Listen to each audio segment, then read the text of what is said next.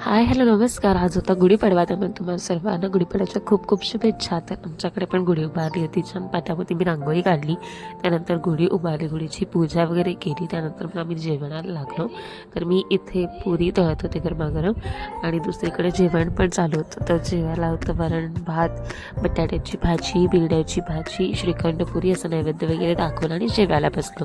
मग संध्याकाळी गेले होते देवळात पाया पडायला, कारण नवीन वर्षाची सुरुवात झाली होती आपल्या मराठी वर्षाची. तर त्यामुळे तिथे पूजा पण होती, तर ते पूजेजवळ पण पाया पडलो. त्यानंतर मग घरी आले आणि तर मम्मी इथे पुरणपोळ्या करत होती, तर मम्मीला थोडीफार हेल्प केली आणि मस्त गरम गरम लुसलुशीत पुरणपोळ्या अशा बनल्या होत्या.